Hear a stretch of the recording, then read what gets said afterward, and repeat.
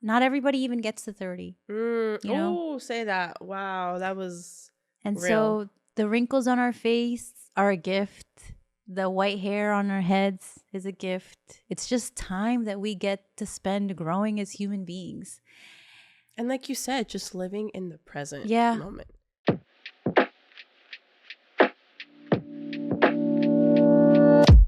Hey, I'm Cynthia, storyteller, spiritual softie, hija de too many identities to count, and one half of this diasporic duo. And I'm Amy, creative curator, intuitive thinker, hija de inmigrantes, and this is Decaf Soul.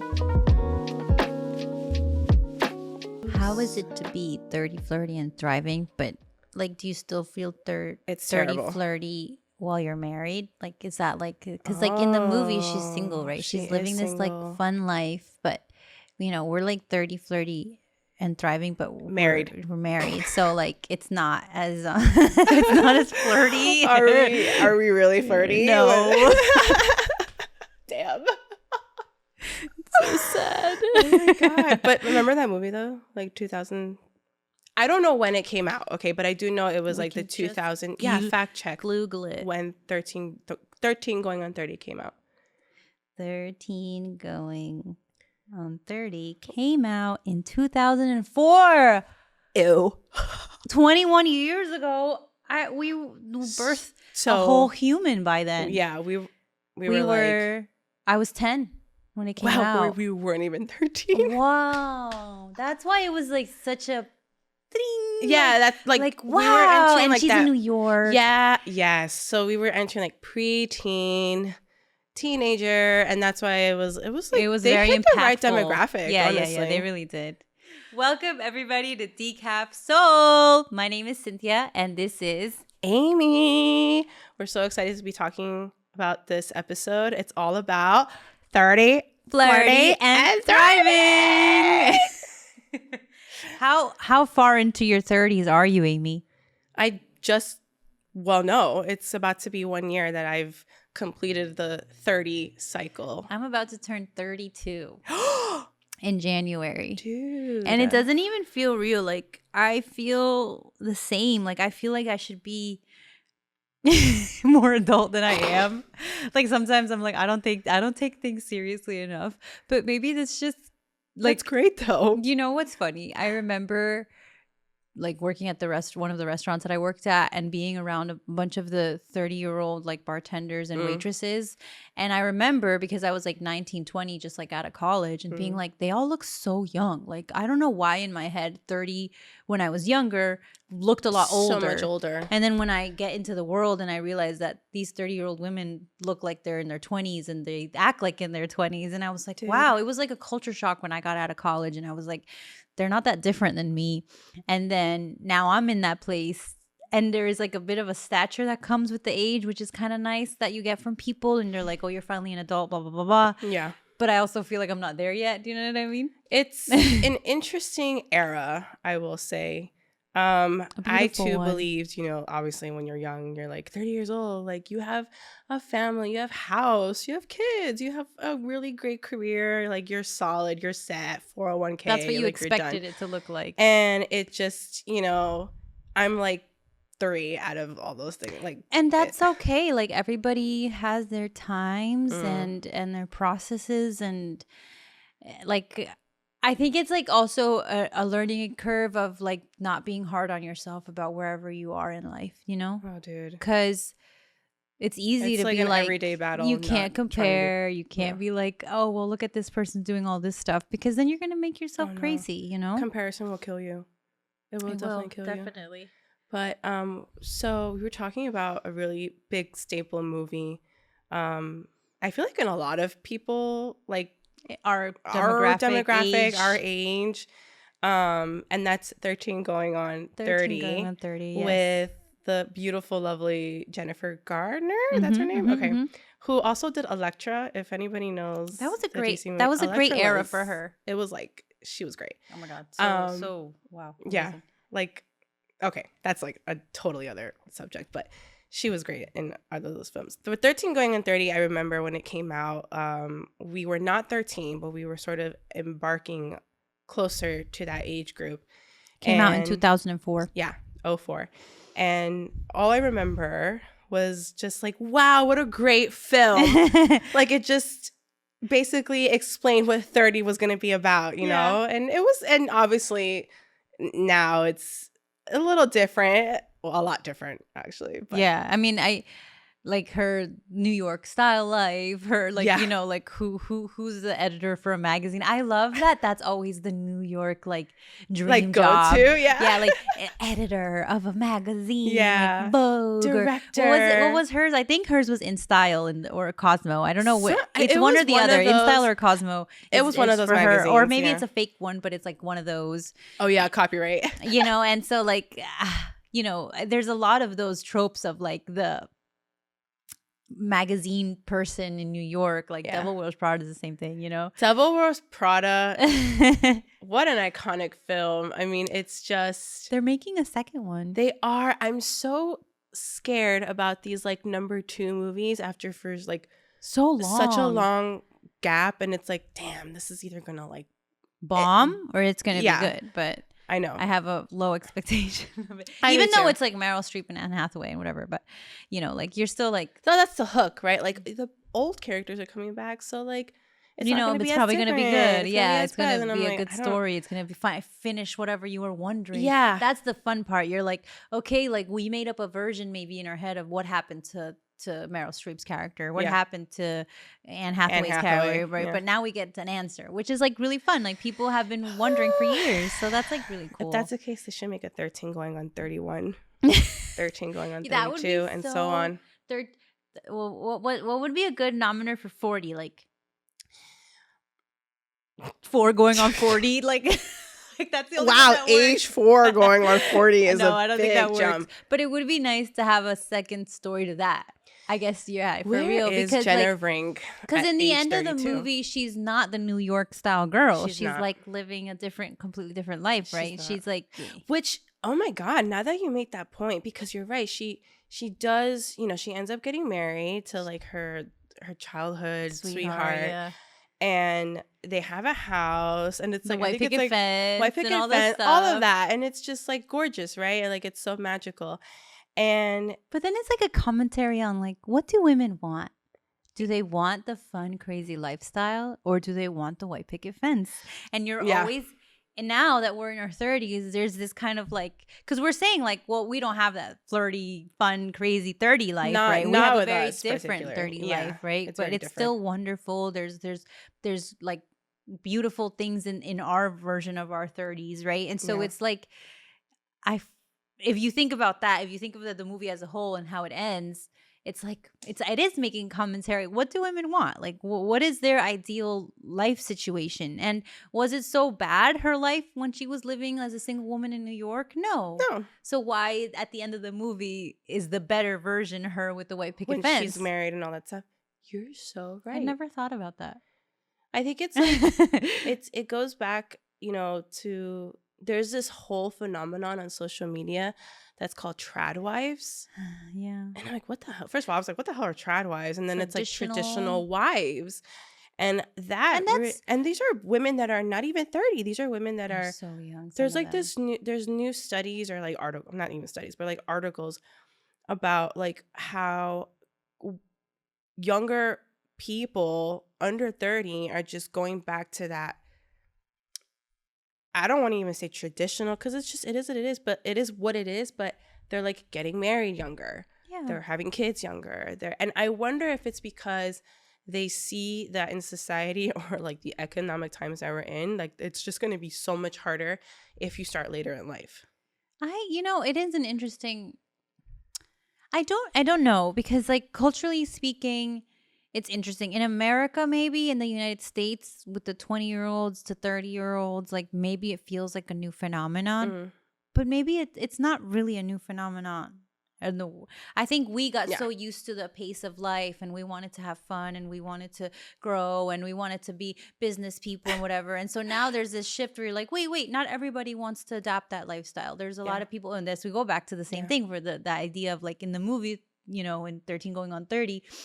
you end up seeing both versions of that, right? You see her Mm-hmm. becoming the traditional housewife with the white picket fence, and then you see the dream life. That's the dream life, because in the end, that's what it all is her living in New York, being a single woman, right? Yeah. And so I don't know. I think it's very interesting. I think there's something beautiful about raising your own kids, about there's you know, mother is mother, and there's Mm. nothing more important than that, especially when your kids are young.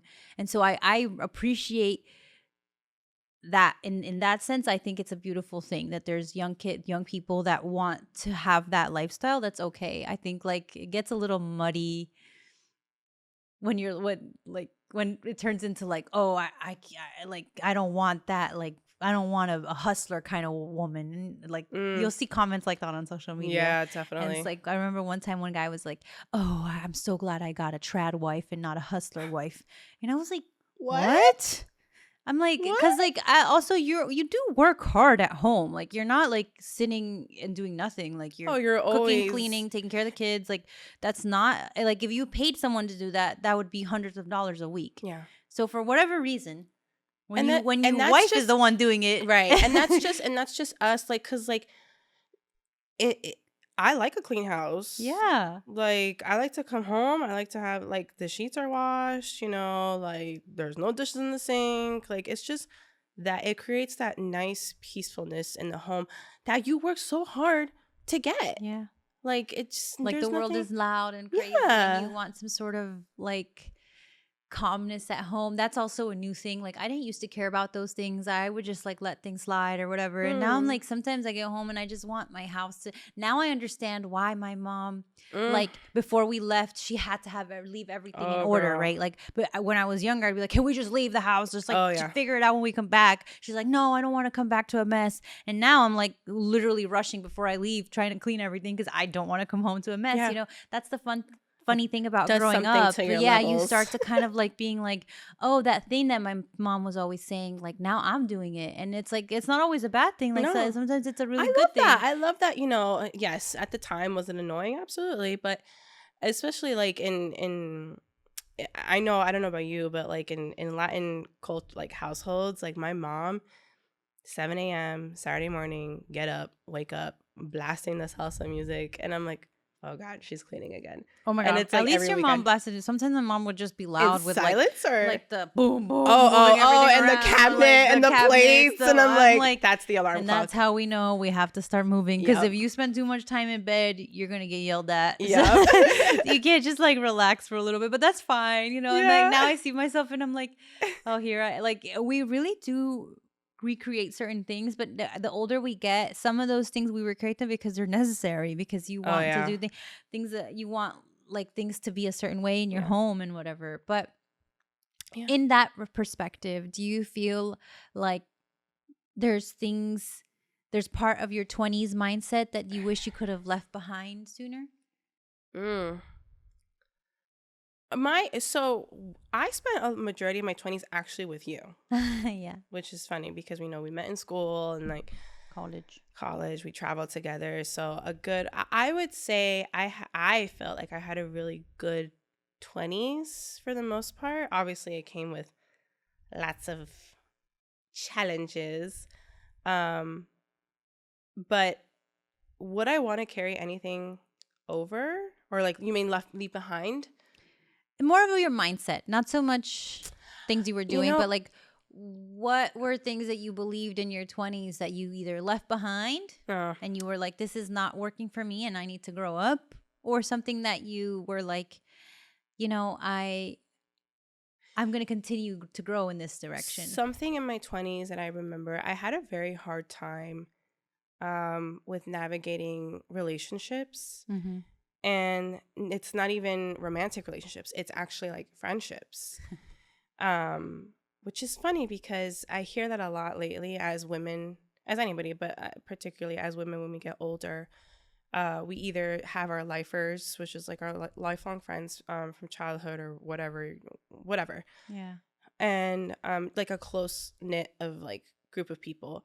But I think for me in my 20s, I didn't really have like too many friends. I was friendly. I definitely feel like I was a people pleaser. in my 20s. Okay. So that's something that I'm trying to leave behind. And I think that has been happening recently going into my 30s, just because I feel more sure of myself, who I am as a woman, what to identify. And honestly, I'm just tired. It's That's always I'm consensus. tired. I'm tired. I don't want, like, if you don't like it, then y'all can go respectfully. But yeah. it's like I just don't have the capacity, the mental energy to just make sure that everything is okay. When at the end of the day, that's on them. Like, that's the energy. If you're coming in with a certain type of energy, with the fuchi face or something, or like, fuchi, like basically like a stank face, honestly. And you're not about it. It's like, I'm not gonna feed onto that. Like, if that's who you are, great. If that's how you're feeling, great. Like, you got some other shit going on, then that's great too. But I don't want to have to feel responsible that I have to fix things for you. Yeah, I see that. Mine was more like not so much people pleasing, but I didn't understand when someone didn't not like love me, but when they just didn't like me, like, and I'd be like, and I hadn't had any interaction with someone, for example. That's a big one. And they would just like have an off feeling about you. And that used to throw me off so bad. And it would be someone I didn't know, I didn't care about, but I'd be like, if we haven't had a bad interaction, why don't you like me? I used to really feel that way. I used to be like the injustice of it all. Like, you don't know me. Like, you don't know how nice I am. Like, how could you have this odd feeling about me? The older I get, whenever I sense that from people, now I just think it's funny, because I'm like, and what's funny is that now that I just don't care, like when I get that sense that like that bad vibe from people, and then they notice that I don't care, eventually they start to break the ice. Wow. At work, at least, it's happened a few times where I'm like, I don't acknowledge people, especially if I feel that like wall of ice. Yeah. Because I'm like, first of all, I've never done a bad thing to you in this. Like, yeah, like I why used are you to acting feel like that? guilty about it. I'd be like, what did I do wrong? Now I'm like, wow. I actually literally have never spoken to you, so I don't know why you have that See, weird vibe. Okay, but so it is a people pleasing thing. Yeah. It's just a little bit different. Yeah, than yours. I get that. Yeah. But it's like, now I'm like, if that's how you feel, that's how you feel. I don't gotta prove anything You gotta let them chill in their own corner, to be honest. Yeah, and it is a nice feeling of being like, and then the validating feeling of them, especially because it's happened in situations with work where I've just let people be who they are, feel how they feel, and I'm just who I am. And then eventually they kind of warm up to me, because they realized there was never any issue.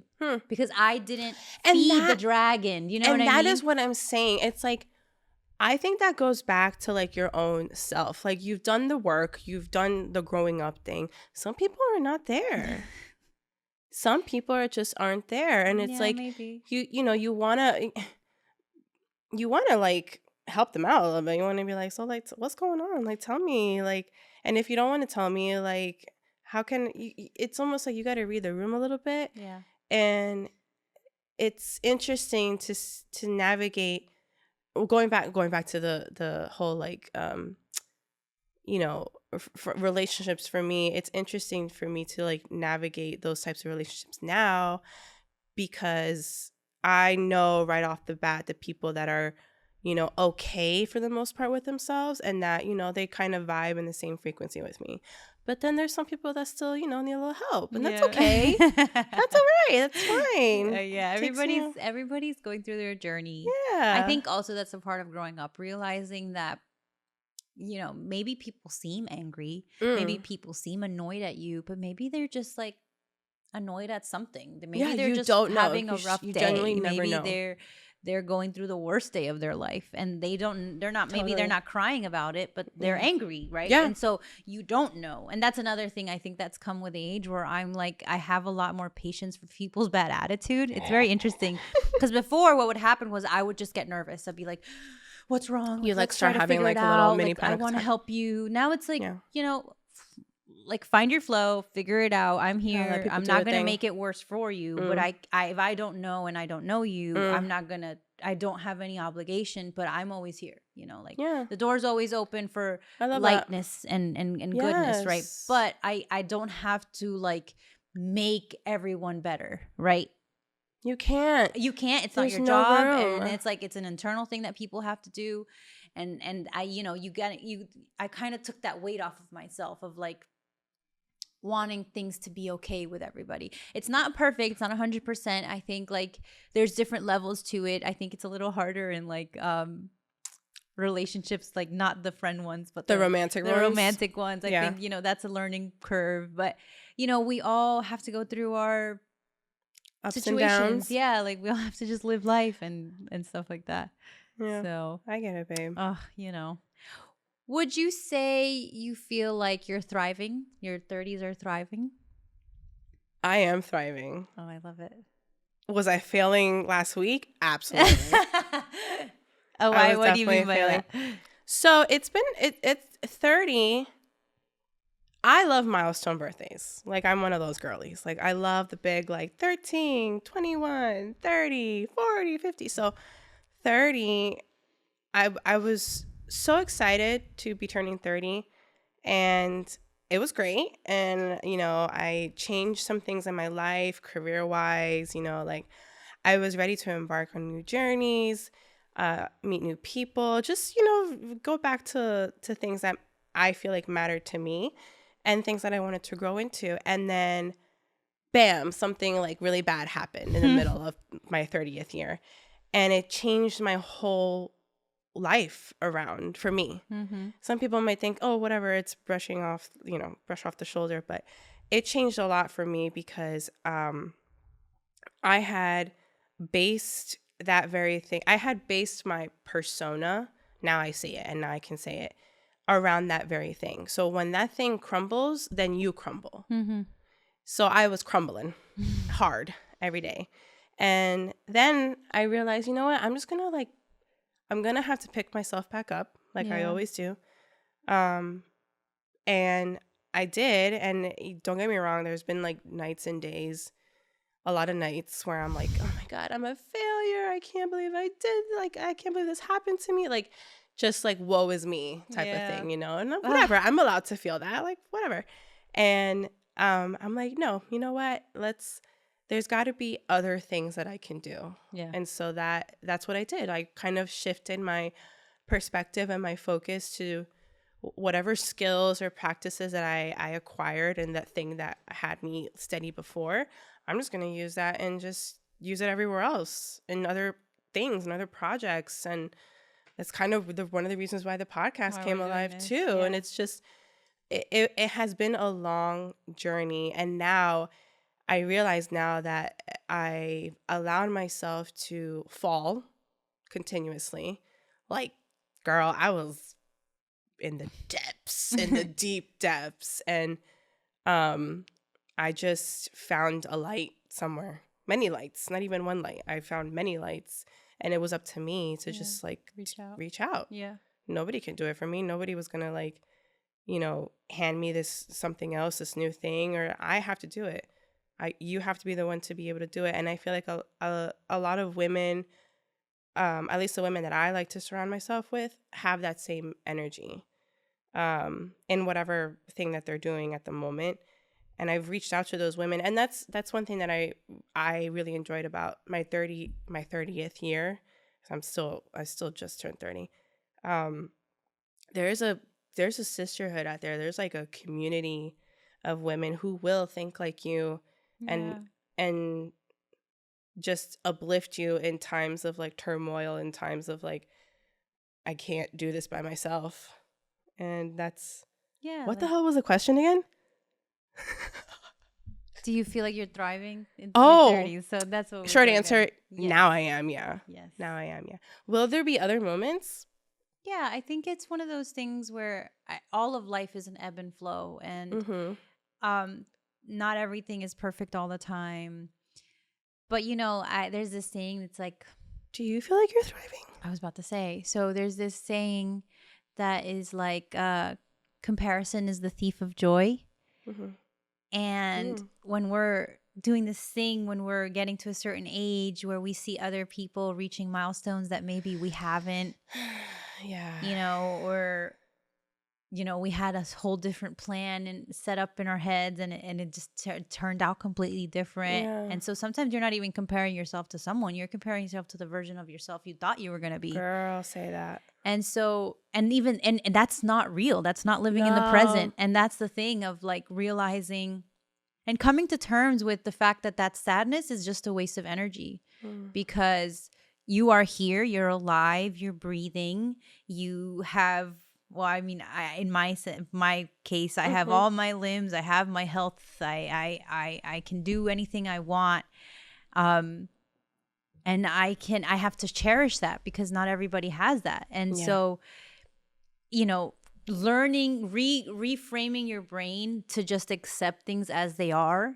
You know, I feel like being able to do that feels like thriving. I don't feel like I'm 100% there, but I feel like I'm working on it. And working on that feels like bigger than not what it felt like before when I was just like you said, like sometimes we're in a hole, you know. But when you make certain realizations about things and you're like, it's okay that things didn't happen that way or whatever. You're like, okay, like, well, what's next? And kind of being like accepting what things as they are and kind of just like loving yourself as you are, that to me is thriving too. Of course, you know, like we want things to be great all the time, but they can't. Perfect. Yeah. It's just not realistic. Because we're not perfect. So no, it doesn't no, make sense. Of course not. And so I think like thriving is different for everybody. And it's going to change as time happens and like life happens, and there's going to be like ebbs and flows, you know,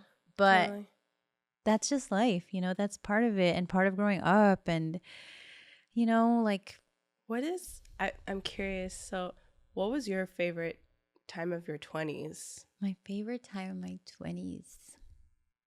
That you feel like, this is what it means to be 20, 21, 25. I think like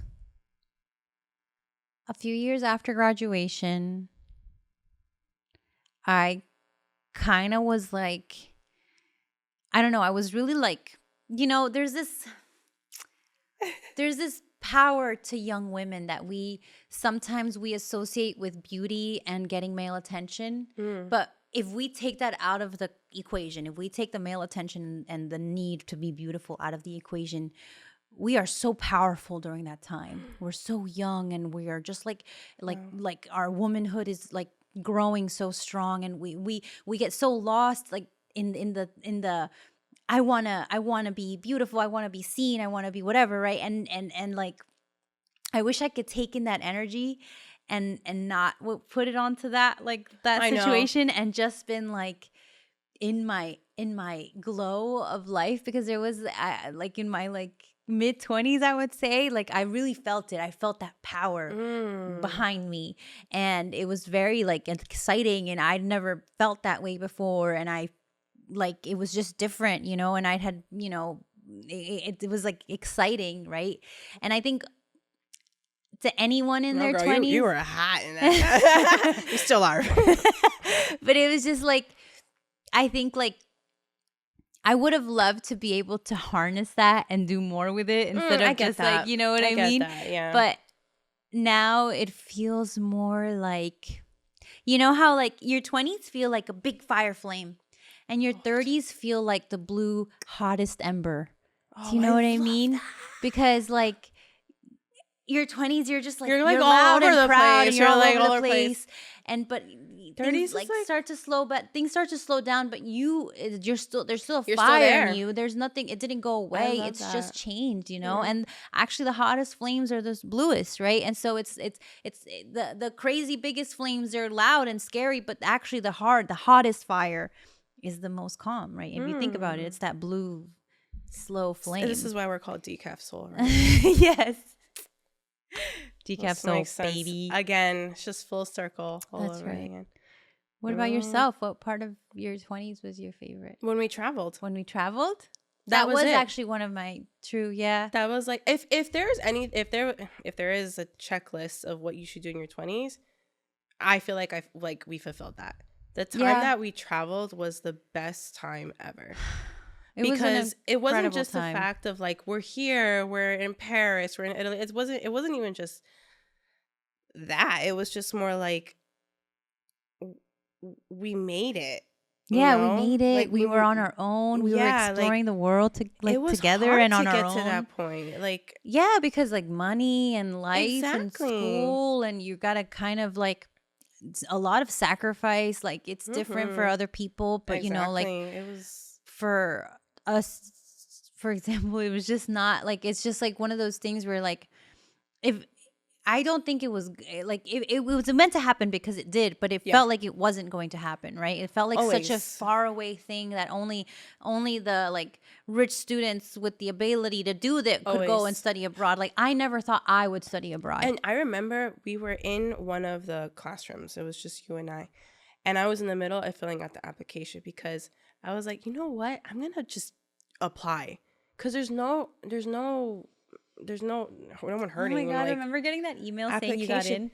It was like receiving the Hogwarts letter. I know it was. It was so awesome. And I remember. Okay, so wait, because I do want to talk about that one, that point, because I was applying. You're like, what are you doing? And you sat next to me, and I'm like, I'm applying for the study abroad, and those words coming out of my mouth was just so foreign to me because I'm like, what the hell am I doing? Like, I'm a poor kid from Elizabeth, New Jersey. There's no way that I can afford this. There's no way that they'll even accept me into this program. Like, what are we doing?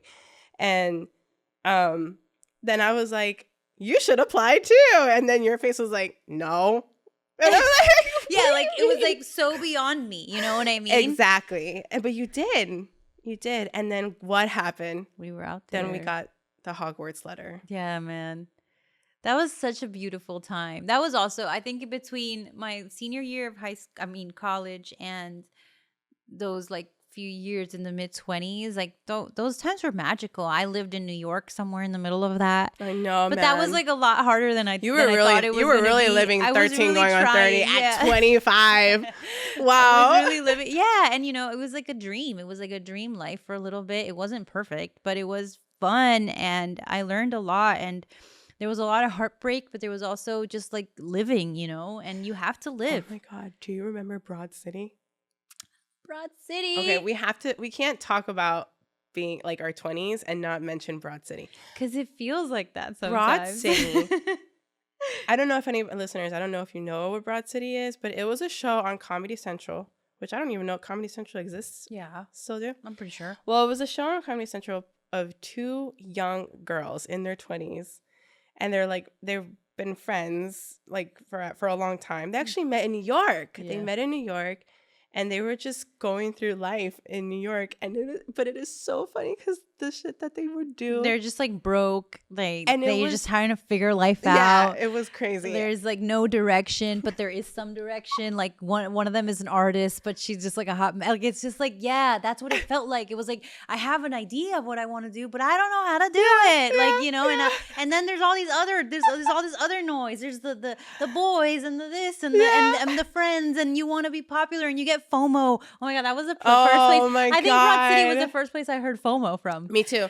That's probably where it originated from. I guess maybe. Fear of missing out. Yeah, fear of missing out. And like, you know, and I just think like that was such a good show. Yeah. They made it they really captured the craziness of it all, you know. God, and totally. Obviously they're crazier because it's funny and it's a comedy, but that like where you can't really place it. Like you're up in the air. You're somewhere in the ether trying to figure life out. They're so unique. Okay, I'm going to say funny. I don't know if you remember this one episode, but there was one episode where so the characters' names are Abby and Alana. Okay, so Abby is a little more like chill, more reserved. Kind of doesn't have her things together, but she kind of has it more together than Alana. Oh, Alana was all over the place.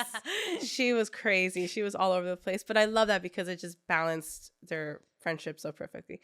But what's funny in this particular episode is that it was either like Abby getting high or drunk or something like that. Probably both. And she had a whole second life. She was like Val from like the Speakeasy Club, and Alana never knew, and Alana was like it was her dream come true. Yeah, because she was like, Abby, I thought, because Abby was always so like chill, and calm and quiet, and then she was like this like And then Val's like, Loud, beautiful Alana, like, women. you're Yeah. my favorite one. Like, it was just so good. I'm like, wow, this is perfection. I think everybody should watch Broad City. Everyone watch Broad City, like, even if you're not a But woman in your that's 20s. a show in your 20s. I think like True. What about the shows that are like Sex in the City? I was going to say Sex like and the City. very in your 30s. They say that the first season of Sex and the City, they're all like, well, not all of them, but Carrie is 31. She is. So She is. and then I think it was like a meme or something. And it was like, if you think about it, like the first season of Carrie's like that we see if she's 31. So if you just started your 30s, you know, that's just the beginning, you know, and we have this terrible feeling when we get to 30 from 20 that like it's the end or something. But the point of that post was like, this is just the beginning. Your life is just beginning. Like there's a whole new bunch of adventures that you're about to experience. Wow. And you're going to experience them with a bit of a different brain because, you know, like you're older. Yeah. Totally. What else is another good 30 show? I don't know. I'm thinking like Sex and the City, but Listeners, if there's any like 30 type show out there, just let us know in the comments or DM us because it's just, we can't think of it right now. Those are the two big things that are. Have you ever watched Fleabag? Oh my goodness. Phoebe Waller-Bridges, is that her? Yeah, that Phoebe Waller-Bridge. That show. Is she 30 in that one? Yeah, she's in her 30s, I think. What a show. That was funny. It's so her funny. Her crush and on the priest so dark. was relatable. It's so like, there's some hot priests out there. Yeah, I'm sure there's hot fathers. And he was like feeding.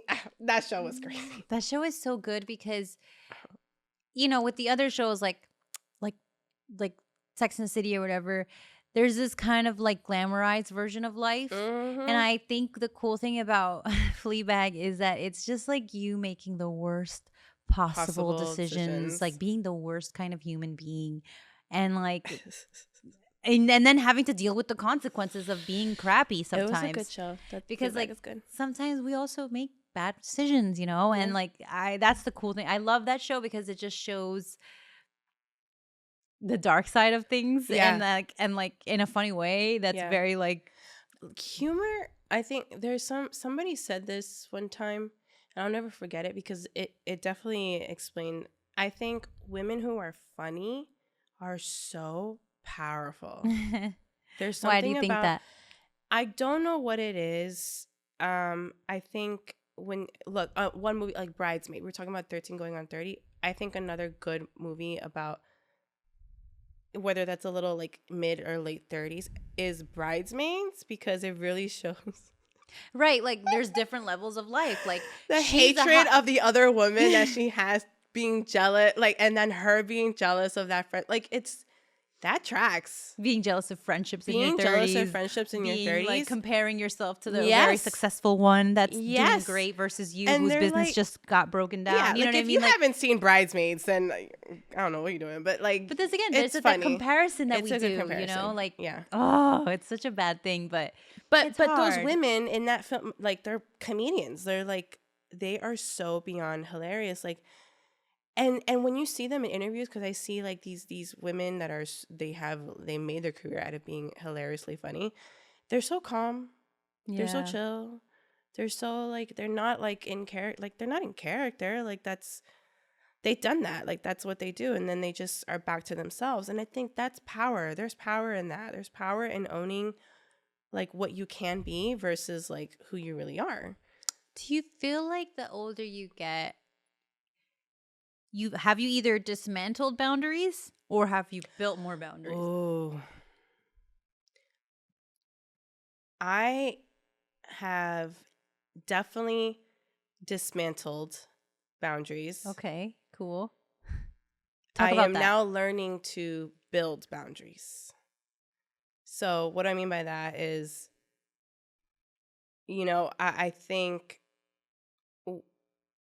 with female friendships in particular, even with our friendship, if we're being completely honest, there have been moments where I had to put boundaries because whether you knew it or not, I don't know if you noticed that, but there are moments where I feel like I had to put a certain type of boundary because I knew that either I wasn't doing okay and I couldn't be for my friend. I couldn't be there for my friend, the way that I feel like she wanted me to be.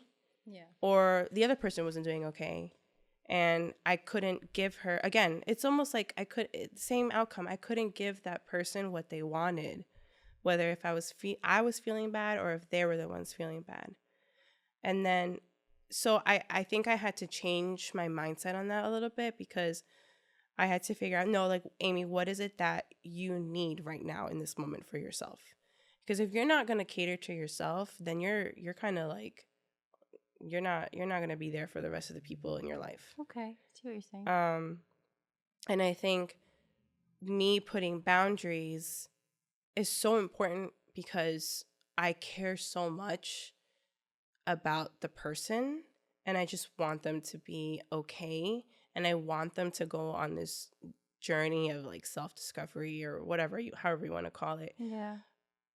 But, I have to constantly remind myself that they have to be the ones to do it. Like, I cannot do it for them. And I feel like a lot of people that I know can be like that. And I don't know. I think I'm still learning that. I think I'm still learning how to put those boundaries down. I think the consensus is that we don't have the answers. No, that we like don't. maybe we thought we would by now, but we're okay with it. Yeah, I think that's like the peace of mind that you start to achieve. And it's nice because not everybody gets there, right? Where you're like, this is okay how it is. I want things to be better. I'm going to work towards making things better. I'm going to work towards growth in my life. Sure, right? I want things to be healthier. I want things to be better, right? Whatever, right? But let's just accept things as they are. And I think that's a big, like, at least on my part, I feel like that's part of where the growth has happened, where I'm like, yeah. Okay, this isn't easy or like whatever, but it's okay. Like, it's going to happen. It's going to work itself out. If it takes you a million times, like if you feel like oftentimes I feel like you can get to that point where like that aha moment, like you get it, right? And it all makes sense, and all you have to do is just do the thing that you need to do. But then when you get to that point, you don't do it, and that's okay. Yeah. And I think it's like that's part of the process. No matter how many times you get to that point and you feel like you can't go through with it, it's okay. Yeah, for sure. Because at the end of the day, you know what you got to do. That's right, girl. Talk about it. Talk about it. What else do we got going on? Ooh, are we still?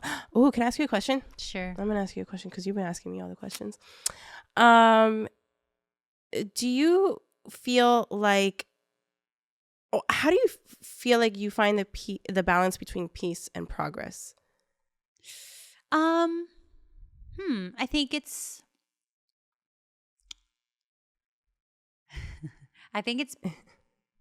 about, again, accepting things as they are. It's about hard. just like kind of just being like, okay, I want things to be a certain way, and they are going to get there. However I get there, I'll find a way. I don't know. It's just having trust. It's just having trust that things will figure themselves out. Because like, there's a lot of doubt when the younger you are of like, what's going to happen next? Who's going to be in your life? Yeah. Who's going to stay? Yeah. Who's going to go? Like you have a plan. What almost. job? Yeah. What this? What that? And then the older you get, you kind of have to either keep being that way and never feeling at peace, or just kind of rolling with the punches and taking things as they go, and just like trusting that, okay, it's just believing that things are going to be okay. Because like and I say this sometimes to my friends, and then they're like, this is a bit harsh, but it's like, well, the other option is like the worst thing that could happen is you die. Okay, well, maybe not the worst thing, like maybe, but like we're done. But that's what I'm saying. It sounds very dark, and that's right? it for this episode of D Castle. But it's like, that's it. Like, just keep going. Like, keep going. Keep pushing. Like, sometimes and you know what? Sometimes the dark seasons of your life are there for a reason. Sometimes you have to go through something really bad to get to the other side. You have to just go through it. And like, sometimes I tell my patients because they're open heart patients, right? Oh my God. So they're like Crazy. in pain. They can't move for a few days. Jeez. You know, they just got their sternum ripped open Oh. and a new heart. You know, like it's a big deal. It's a big surgery, and they are in so much pain the first few days. Wow. And you could say, and I think it's so interesting how people everybody treats their pain differently. So this is a very like visceral version of what we're talking about, right? This is like a very real life version of what we're talking about. Totally got it. Everybody takes their pain differently. There's some people, and they're all going through the same thing. They just got their sternum ripped open, right? Some people for 2 nights, they don't even move. They don't even pee. We have to force them to stand up to pee because they're in so much pain that they do not move a muscle. Usually the men, they are just like inwardly probably screaming, but they're not saying anything out loud. They don't want you to touch them. They don't want anything. There's other people that are literally crying and screaming the whole time. Like the whole time. They're like, I need this. I need pain meds. I need this. I'm hurting. Everything. You move them a little bit. And you don't know how to take care of them, and you don't know how to handle them. And then there's other people that are somewhere in the middle where they're hurting, but they're kind of taking it with like a kind of like a funny grace, and they're smiling and laughing through it, even though it's rough, right? And like watching that happen and realizing that like we all are going through our own battles, and we're all going to experience pain differently, and we're going to take it differently, and we're going to learn different things from it. But a lot of the times, like my patients will be like, it hurts. And like some people will be like, I'm sorry. But I stopped saying sorry because there's nothing to be sorry about. You're going to have to go through it. So now I'm like, I know, hon, you're just going to have to go through it. Wow. And usually for whatever reason, that seems to not calm them down, but like, I don't know. I think it helps. No, I think it kind of gets you in a different headspace where you're like, because they're going to be there. They get like, being in so much pain. Let's just talk about it, not emotionally, like real physical pain, right? It's exhausting. It's scary. You start to wonder if you're ever going to feel normal again. If you just, we can just transfer that real life pain into emotional pain, right? You start to really question like, am I always going to hurt this bad? I could see it in their eyes. They're like, is it going to get better? They asked that. And it's only been a day, 24 hours since their surgery. I'm like, I promise you in 3 days from now, you're going to be walking and you're going to be fine. It's going to hurt like hell, but you're going to be okay. You have to just like, and you tell them that. And I used to be like, oh, I'm sorry. Now I talk to them like, you're going to be okay. This is going to hurt. You're laying down because whatever. I'll be like, this what we're about to do is going to hurt really bad, but then it's going to pass. And then they're like, okay. And then they breathe through it. And then like doing that constantly with patients all the time, I've started to like realize that that's kind of how life is. Whoa. Sometimes you're going to have to hurt sometimes. You're going to have to cry and scream, and it's going to be terrible, but you have to have the sure, like you have to be so sure that it's going to end, because like bad things happen and they end, and good things happen and they end, and that's life. And like that's okay, and having and like accepting that is a big deal. Like, you see when people are kind of like, okay, or like after I'm like, oh, they're like, they lay down and they're breathing and they're physically, I'm like, I promise you, just keep breathing in and out through your nose. It's gonna go away in 5 minutes. And then they'll be like, oh, I feel better. I was like, I told you. Sometimes you need a little help. Sometimes you need a little guidance. Yeah, sometimes you need someone to guide you through that terrible process. Always. And that's the part of having a village, right? Like sometimes, like I did this really bad thing in my 20s where I just cut the whole world off. I did it a lot. I cut you off. I cut a bunch of friends off. Anybody that's still my friend, God bless you guys, because like I literally would disappear for months, not ask you how you're doing. I also wasn't telling you how I was doing, so it's also like you were going through it. Yeah, and so like, but now I just had the thought. I'm sorry, I'm like overpowering this conversation. What? But no overpowering here whatsoever. I just had the thought, like, because we're growing up. I was like, I don't ever. I like when I do have kids, inshallah, when I have them, I don't want to do that again. I don't want to close myself off because I know it's going to be hard. I know, but I also know that a child takes a village. Let me counter that. I think it's okay for you to do that when you get to a certain, not in the sense of like closing, like, maybe not in the same way you did at 20. Exactly. That's why. But part of me fears that of doing that again because I know I closed the world off, before. And I've done it so much, but right? Over and over again. You did, but I think that's the point of like. Sure, you can do that again. Like that's the part of boundaries that I'm saying.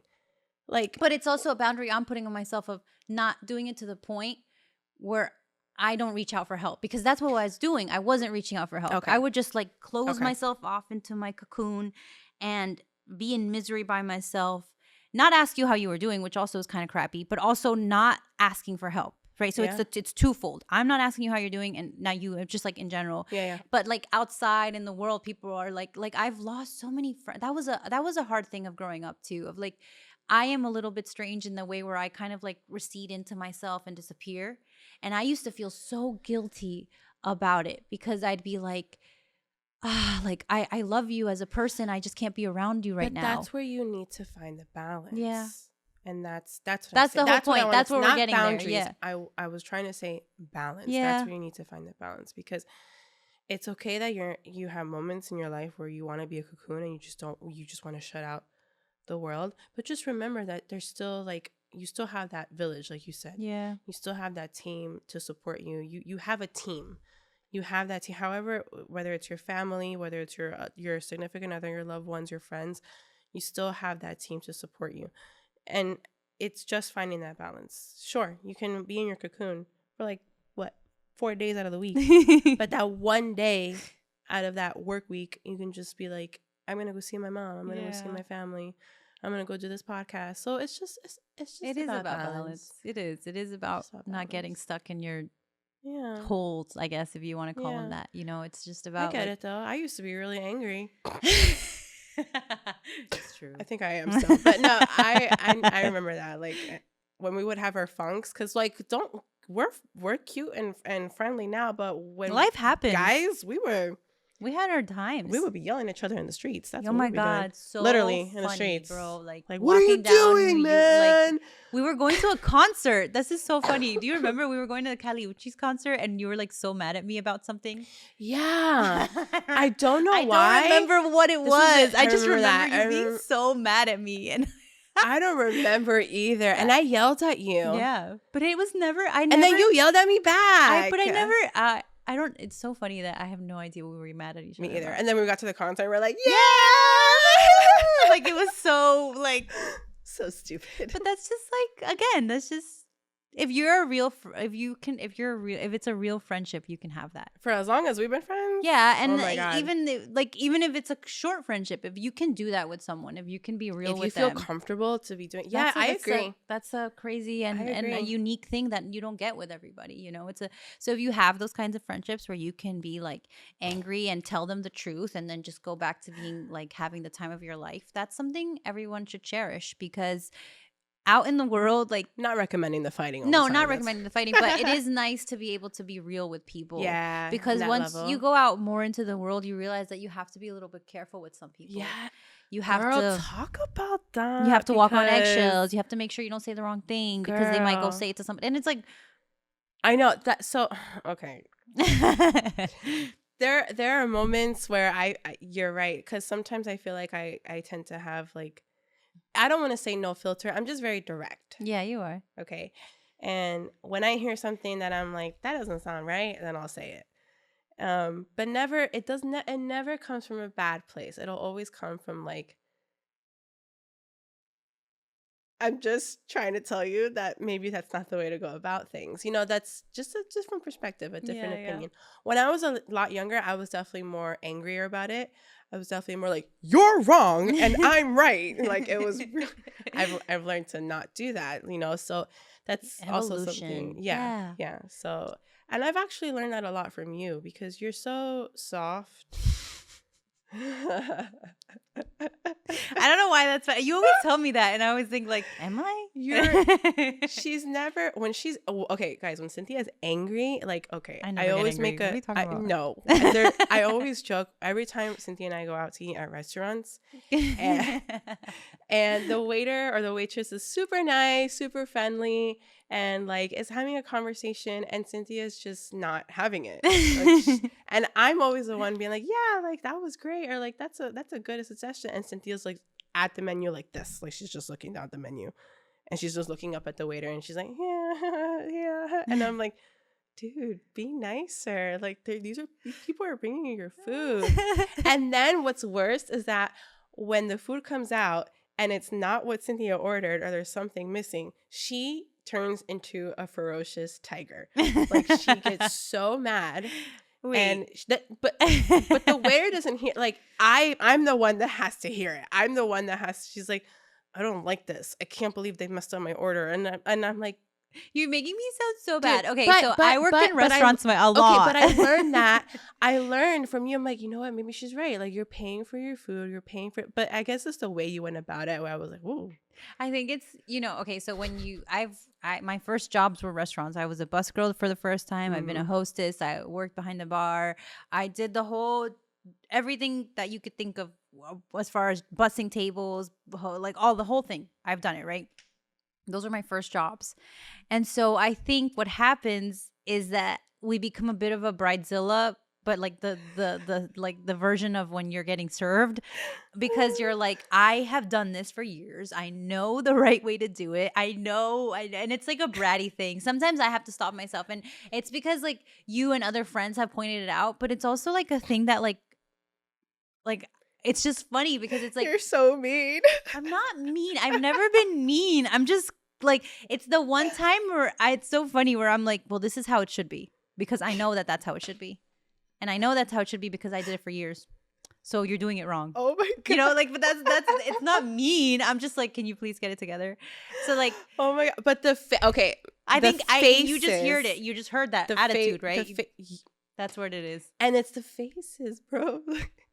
I've never been able to control that. I have I have a very expressive face. Like, I could be like so silent and thinking that I have it together, and I'm like, but I think that I'm like, I think I can't help it. Like, I don't know what to do. That was so like good. I could be so calm and collected, but then oh my God, like we have like huddles in the morning before a shift at the hospital, right before we start, and like the management is saying one thing or the other, and I'll be like, oh no, girl. And I can't help myself. I also don't care because I'm like, I don't care because sometimes it's like, stop, like you're saying ridiculous things. But again, it's that kind of like bite that I have sometimes that I have no idea where it comes from. I love because I don't live in that. I don't live in that no, space. No, you don't. And I need you to live more in that space. God, what in the world? But I love that. Remember, like I would say things when we were at Drew, and everybody would be like, oh yeah, she's right. And I'm like, she's right. Yeah, and I would be like, I'd be surprised that everybody was surprised that I would say that thing. And I'd be like, but it's just the truth. Because like you didn't, I don't know. It's one of the, you know what it is? I just like analyze everything. But that's okay though. I really love your soft side. I do, because especially like when it was like us at school, I feel like a lot of people deemed me the very angry one or like very tough one. Somebody said something. What did you say? Oh. Do you know that show Brooklyn Nine-Nine? Yeah. And they compared I you to the girl. remember someone said that I reminded them of Rosa. And she was the mean cop. Like, no nonsense. Like, she was just me. And that you were, oddly enough, Amy. That was the character's name, Amy. And she wasn't as mean as Rosa, but she was more like quirky and funny and cool and like softer, I guess. I'm like, first of all, we're not that at all. Like, you're completely wrong. But it's just it was nice to have that balance from you, at least for me. Exterior, what's the word? Like exterior wise, exteriorly. Yo no sé. We promise we went to school. We promise we went to college. I'm not illiterate. Oh, where are we at? Are you okay? Girl. Let's see. We could talk all day about being 30s, and I actually have one question. So we talked a lot about our 20s because we've been there, done that. Now we're like entering our 30s. We talked a little bit about that. What do you look forward to? After 30. I mean, maybe not after, maybe during, maybe after. Mm-hmm. I look forward to just being even more sure of myself. I look forward to feeling like it's not that I haven't achieved anything. That's not true. But just like I want to see the fruits of my labor in a way where I'm just like proud of it, you know? And like I don't know if that's going to be having a family. I don't know if that's going to be my businesses in life. Like I don't know what that's going to look like, but I want to see the part of my life. And it's like I hope it doesn't happen 20 years from now. I hope that I can see my like life more together in the next 5 years, for example, right? Like I would love to just like experience that security, you know, of like, okay, this is and still with the grain of salt of like nothing is forever, things end, happy days end, and good day and bad days end, and that's always going to be in my forefront because that's just life. Totally.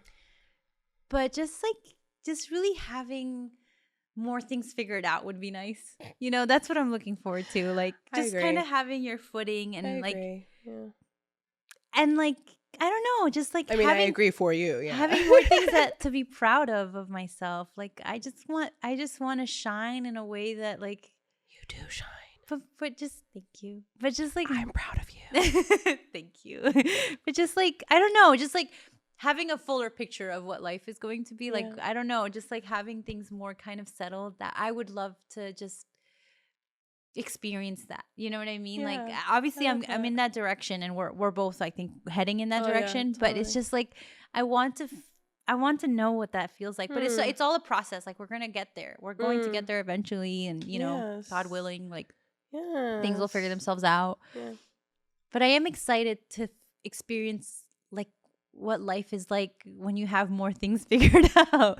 You know what I mean? I don't know if that makes sense. I do feel that hard. Like, no, I pretty much echo that same sentiment of yours. And, you know, stability is big. We love the stability, whether that's like emotional, mental, financial. Like it's especially nowadays. Like I just feel like everyone's craving it. But I also feel like something, you know, it's funny you said kids, it's just sidetrack. Like I now have friends that are having kids, and every time I meet the child for the first time, I'm like, I do this thing where I like cover my face because I just can't. Whether I'm like playing with the baby or I'm like, oh my god, so cute, or but then half of it is like, holy crap, my friend just had a whole child. Like it's so like, I don't know. It's just it's beautiful, but it's like, oh my god, like we're growing up. I can't believe there's like another human being. It's crazy. That's like that came out of you. That's and then I'm like, how did that feel? You know, so it's I'm always like learning. I'm always learning like tips and tricks.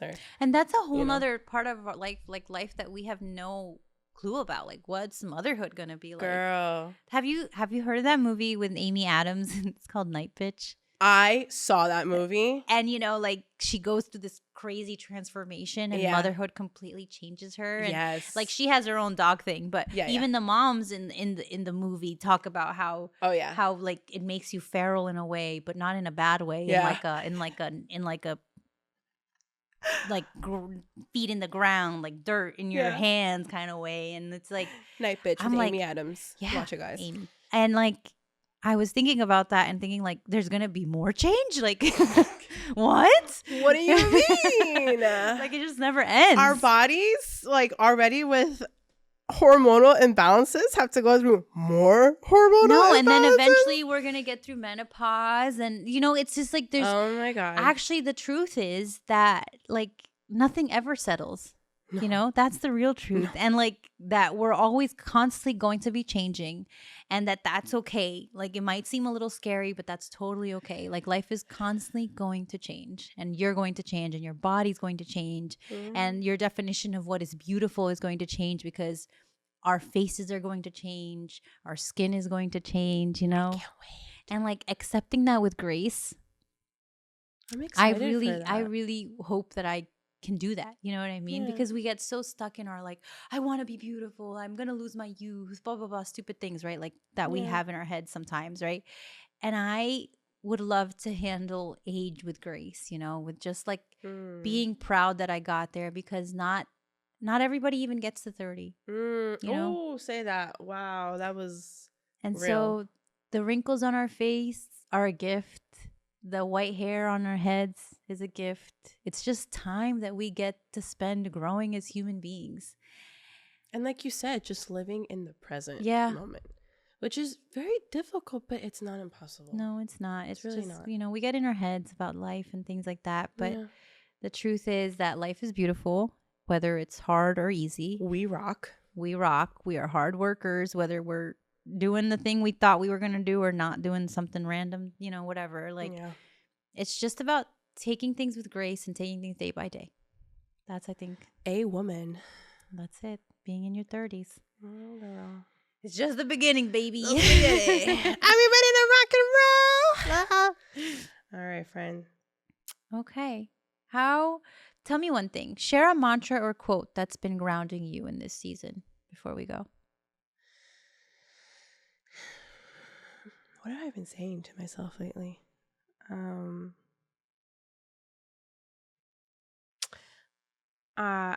One thing I've been saying a lot lately is I am staying true to my highest self.